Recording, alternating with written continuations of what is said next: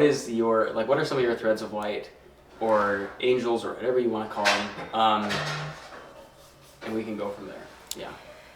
Some threads or angels, how you put it, was or is my siblings. Definitely.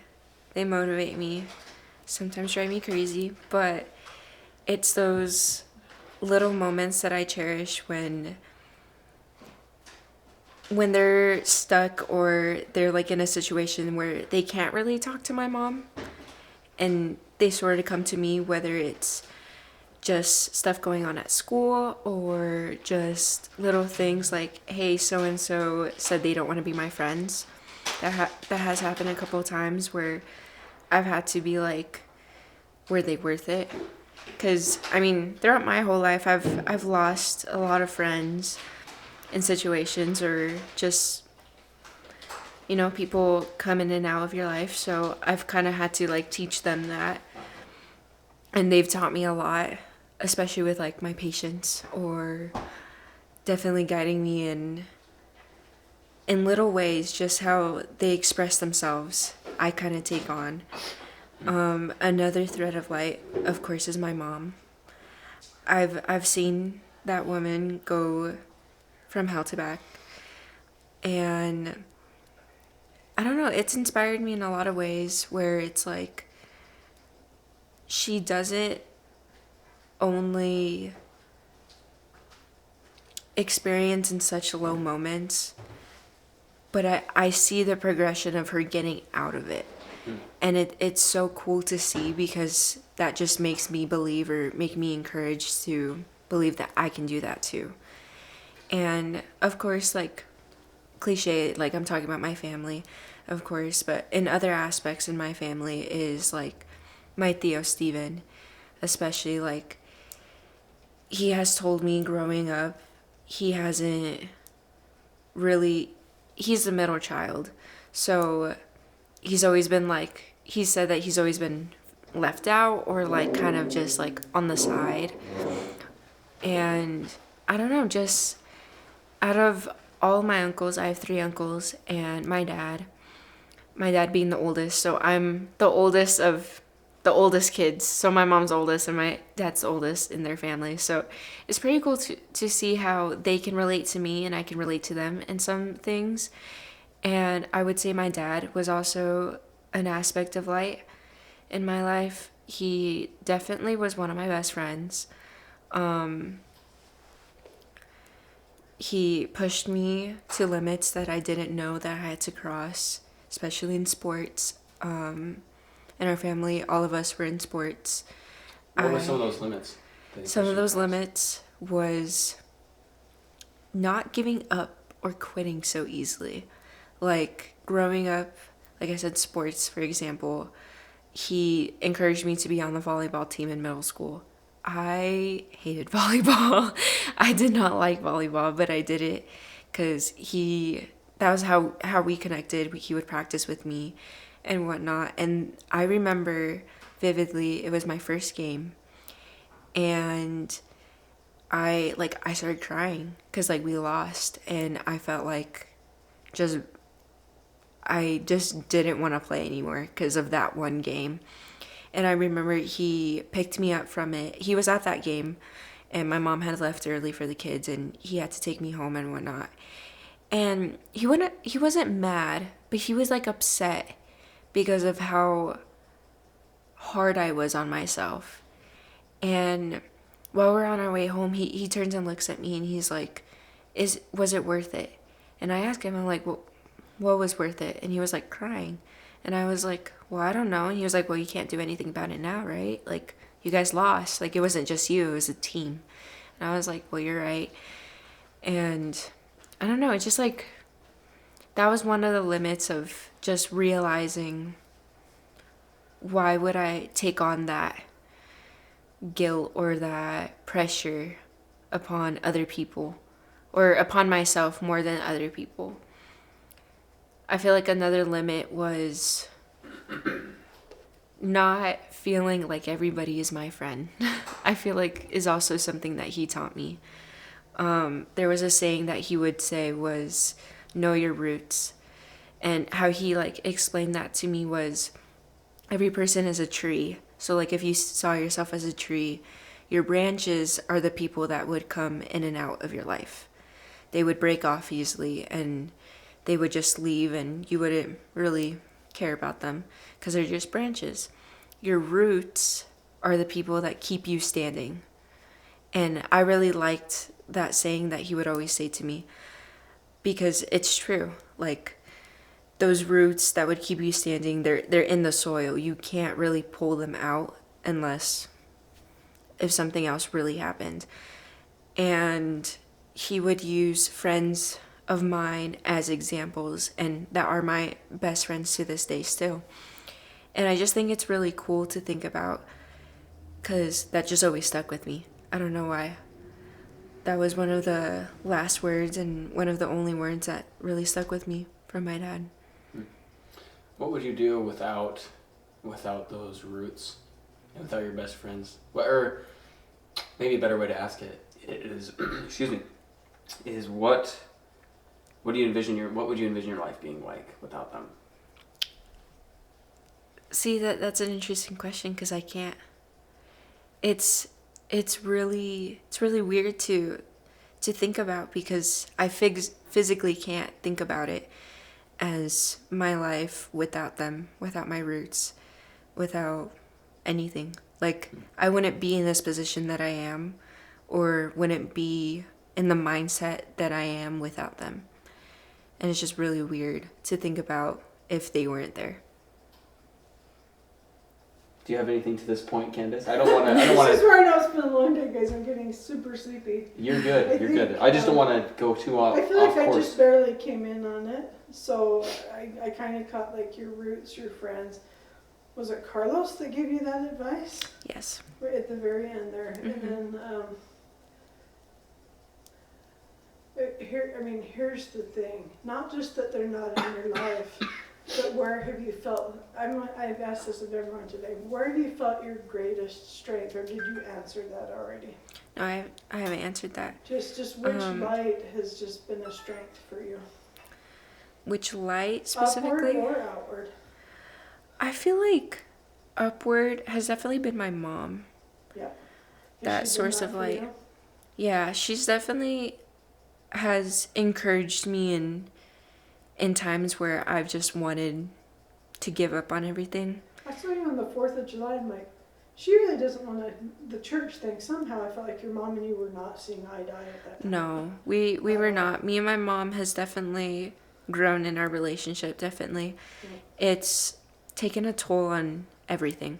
I mean, growing up, ironically, it was only me and my mom, but growing up, I was just never really open with her. I despised her. You could open up to? Yeah.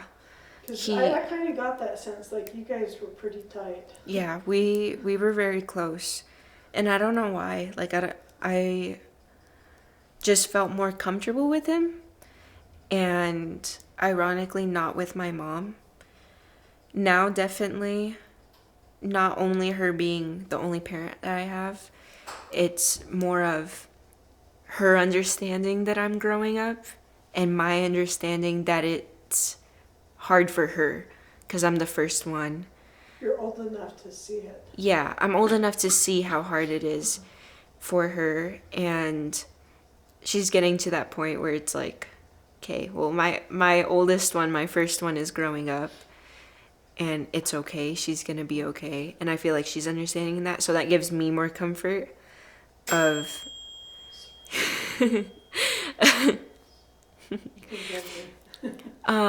of like, I feel like my mom's gonna be okay when I leave. Like, it's gonna be hard for both of us because she's all I've ever known, and she's definitely taken the biggest toll on my life. Like, she's my mom. Yes, I've never really been close with her before, but as we're stepping forward, she's been the only person that I can really count on. She's been the consistency. Yeah, she's been the consistent one.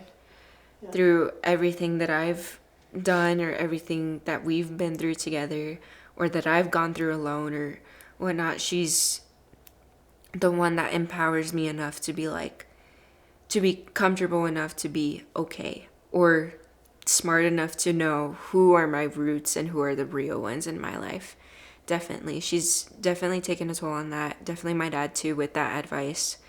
Because, I mean, in middle school, I've always wanted to be like a part of the popular clique or wanted to have the most friends or just be known. And same with like my freshman and sophomore year of high school, like that was my mindset. But when I had lost my dad, it kind of, when that whole situation was happening and I had to kind of move on with my life and go back to school and practice and whatnot, it was tough. I'm not gonna lie, it was tough pretending because not a lot of people knew about what I was experiencing. Not a lot of teammates or a lot of my quote unquote friends at the time knew what was going on. But the friends that knew, or the people that actually knew me or caught my behavior in their eye, like, hey, you're not really being yourself, like what's going on, would make me open up. And I mean, I'm forever grateful for those people because I would just shut myself off from everything. I was just not myself. Malcolm saw me melt down because I missed it when it all went down because my air conditioning unit had gone out. And I went over, I'm like, I just have to have somebody right now when I learned, like, your mom broke the news to me, and I'm like, anyhow.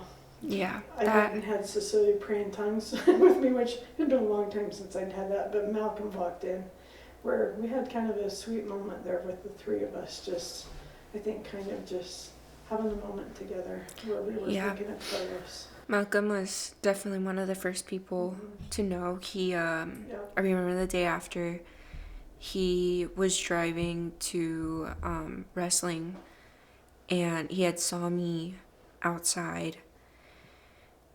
I was sitting on the driveway while all my family was inside. I didn't want to be in that house, and I was sitting on the driveway, and he had stopped really quick, and he came out, and he was like, "What's wrong?" Were you there when it happened? You heard it. Mm-hmm. And you probably heard your mother. Yeah, well, me and my mom were upstairs. Yeah. We were in my room, and the kids were asleep. Thank goodness. Yeah, the kids were asleep, and me and my mom were just talking, and we had seen my dad come from their room to downstairs. We didn't think anything of it or anything.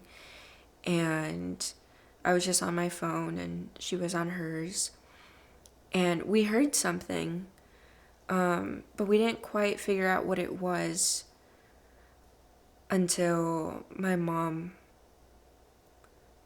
went downstairs.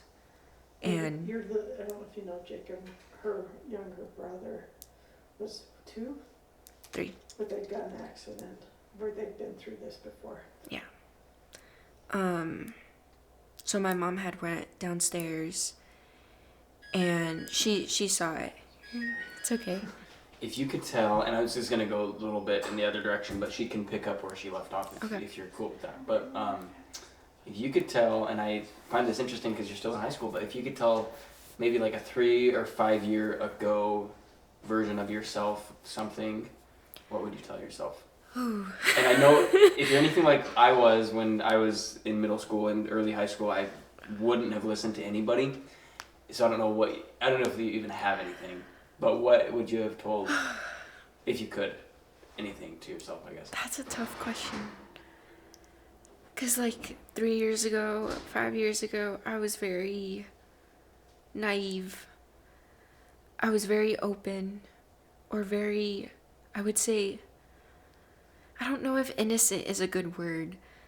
I was just very naive. I would just kind of not listen to anybody or just anything like that. Just kind of, I just wanted to be liked. I cared so much about my image or about how I portrayed to others. I feel like a piece of something I would say now to then, definitely, it doesn't matter. None of it matters. Middle school doesn't matter. I mean, we all go through awkward phases. We all go through a phase in our lives where we're just a follower and not a leader. And it really doesn't matter, because if you really think about it, like, I mean, I haven't gone through it. I haven't graduated yet, but I don't know if you can tell it from your perspective. Like, when you graduated, you only stay with certain people. Like, it's not everybody in your class or everybody that you've ever known. Like, there's been friends in middle school where I thought they were my best friends and I thought they were gonna be at my wedding, or I haven't talked to those people in years. I haven't talked to them in months. That actually reminds me, one of my best friends, I would say, I still consider her my best friend. I've known her since 2nd grade. And she moved away right before our start of high school. She moved away because of her stepdad's job, and they moved away to Oklahoma. And I don't know, it was weird. Like, freshman year, she came to my quinceañera and whatnot. But ever since that night, I haven't seen her. She hasn't come visited or anything. And it's a really tough spot because, of course, we have each other's social media and whatnot. And it's so weird to see how different she has come out and how she has grown up and how different I've grown up. Because, like, high school, I feel like, is definitely one of the biggest time periods where you do grow up. Like, that's where you're finding yourself. That's where you're getting to a place of what's the next step in your life. And I just saw one of her posts or something on Instagram, and I was just like, that is something that I would never have done. Or I would look on my posts or whatnot on my end, and I could never see her doing the stuff that I would do. So it's just, like, she's very mechanical. Like, she loves cars and engineering and whatnot. Like, I could never do that. And it's just so weird because, like, we were inseparable when we were kids. And growing up so differently and just linking that, I still consider her one of my roots because she was also there for everything that has impacted my life. So it's just really cool to see. I feel like I drifted off in your question. No, you're good. You're good. I think that's all really cool. Yeah. Can you see already? What's the best way to ask this? Can you see already? I don't even know what I'm trying to ask. I guess, like, your personal, like, mental growth from the last 3 or 5 years or whatever, or like just and I can see that from what you've already said about. She's like a 30-year-old in a 17-year-old. What are you saying? I was gonna say. Like, I just say, like, I could see in what you said already that you know you've told yourself and you've learned that it doesn't matter as much as you think it does in the moment. Like, Yeah. I don't know if you could. Yeah. I don't know where to go with that. No, I think I know what you're trying to ask. Like, what specifically have I seen, like, myself growing? Yeah, that's the best way to ask it. Okay. Another thing that I, like, also seen is, like, well, in the conversation before we started rolling, like, I'm not an introvert, but I'm not an extrovert at the same time. It really depends my environment and my setting and who I'm with and whatnot.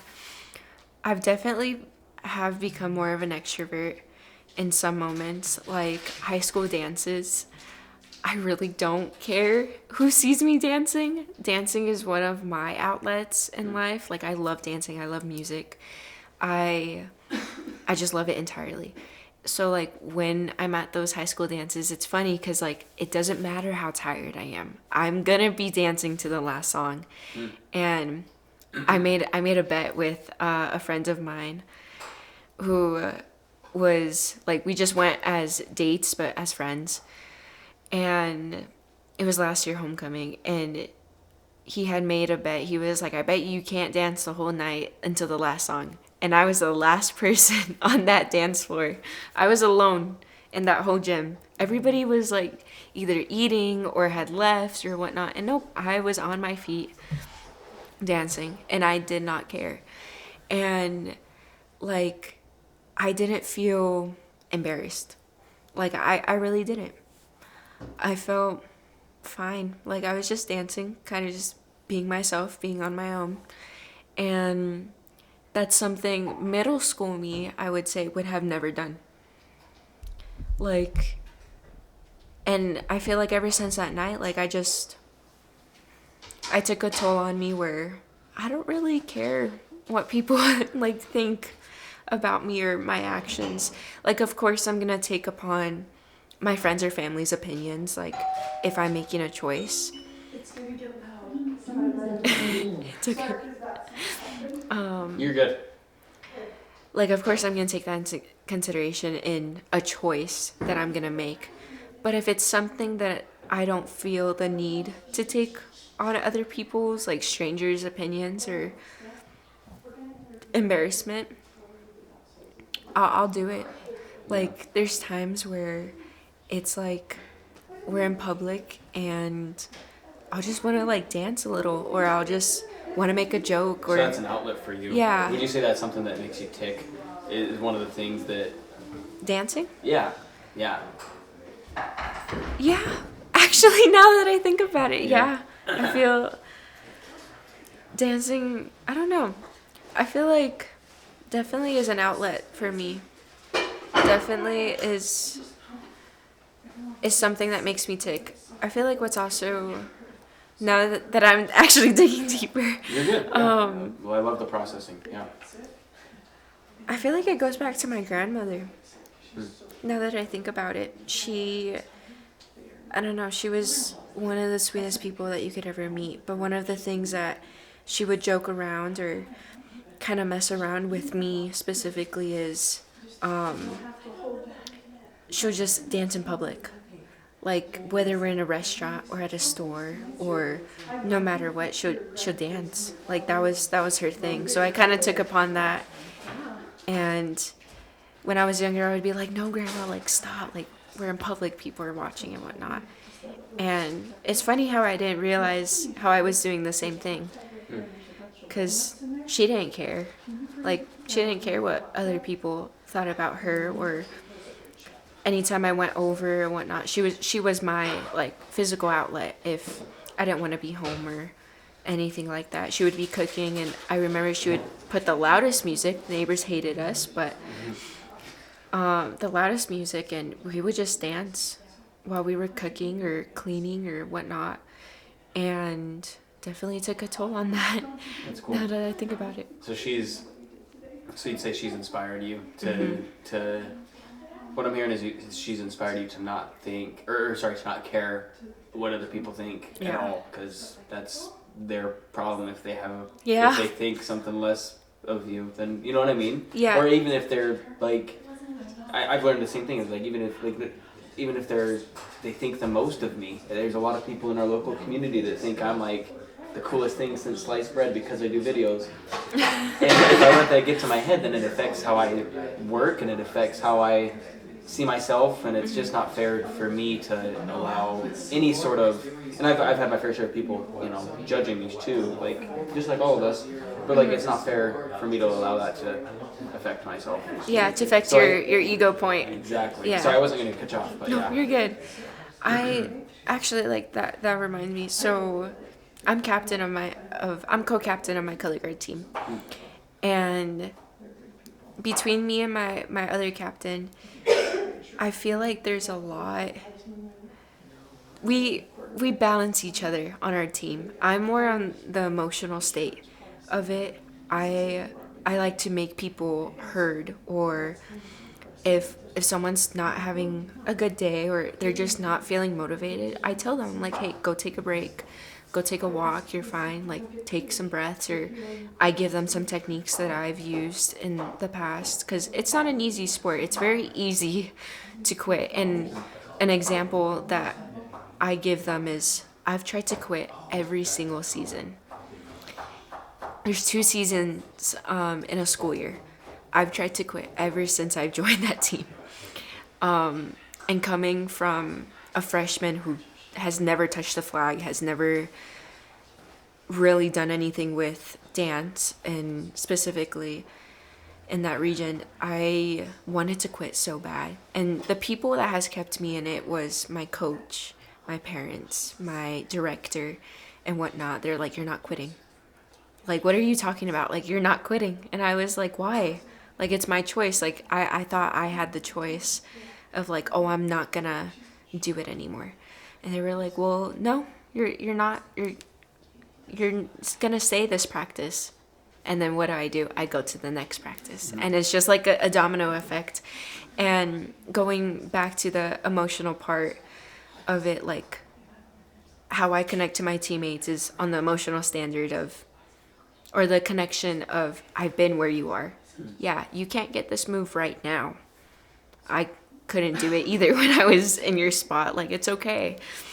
And like, it's cool to see their progression, and it's cool to see how they take their progression on because how I explained mine, if that makes sense. Yeah. So before you were co-captain, were you, I'm assuming you've been on this for a while, were you in their position?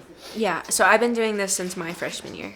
What is something that your co-captains did when you were a freshman that you hope to, or is there anything? Did you have crappy co-captains and you're just trying to be a better one? Yeah. So I did. Maybe in that light, what did they teach you not to be? And if you don't want to go, I mean, if you don't want to put anybody under the bus, you don't have to. But like, I won't say names. yeah, but, of course not. No. Yeah, but like, what's something that they've shown you? And I've had bad leaders too in my life. We've all had good and bad. But what's something yeah. Okay. I think I've asked it already. What's something they've taught you not to do or to do? So my freshman year, I had a completely different director than I do now. I actually will say her name. Her name was Mrs. Garcia, and she was probably the toughest woman to work with. She was very, I don't know what the word is, but she was very tough on us. She wouldn't encourage us in the way that she would need to, or she would just bring us down. And in my experience, she was just very rude. And what was ironic about it is my captain at the time, we only had one captain at my freshman year. She was the complete opposite. So she would try to drive my freshman class off whatever our director was saying. And she was great. Her name's Savannah. She actually goes to NAU. She's about to graduate, but she was one of the sweetest girls I know. We had our moments of like, our personal moments where I don't like her or she's really weird or something like that. But now that I like am a little older, I understand why she said the things that she said, or it's really cool to think about it. After she graduated and my sophomore and junior year, or actually my sophomore year, we had these two captains, and they were not the best people. I feel like they just got captained because they were just next in line. And they were in that period when we just switched directors. Mrs. Garcia moved, and we had just gotten our new director, Mr. Garland. He's amazing. But these two captains were very disencouraging, very drama-driven, very, if nothing was done their way, whether it was the coach's decision or the director's decision, if nothing was done their way, they would just make everything so hard to do. And they were one of the biggest reasons why I wanted to quit that year, because they just made everything so hard. And that's not an experience that I want to put on any of my teammates. And themselves as a captain, they would use that label to their advantage. They would be like, oh, well, I already know the work, I'm perfect at it, when they really weren't, and they would take more breaks than others, or they would say things to our coaches and whatnot that would just be like, well, you're the same as me. Like, it doesn't really matter. Like, yeah, you're captain.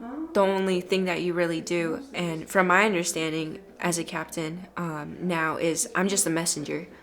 From if my coach can't do something or can't say something to my teammate, I'll say it in a different way. Or if my coach can't be there at practice, because there has been practices where we have 3 coaches and not all 3 can be there. So us, as me and my co-captain, will kind of take on that responsibility and help out and whatnot. Last year, my junior year, my co-captain was already captain. She's my grade, but she was captain with my best friend who graduated. But when they were captains, it was great. Like, I definitely wanted to lead on that environment that they had from last year. Because, and then going on to now, it's just really cool because it's funny because I said that I'm the emotional part of it because my co-captain is more of the strategical word, like I would say, like she's more schedule written and more like, hey, we need to do this, this, and this by this, and this, and but it's funny because she's the good cop and I'm the bad cop. Like, I'm not really scared to be on people. Like, hey, if you're lacking, like, it's okay to take a break. But I can tell when people are taking that to advantage because I've done it. So it's like, Sure. I don't know. We kind of balance that out. And that's just how I've grown as not only as a captain for my team, but as a person in general. That's cool.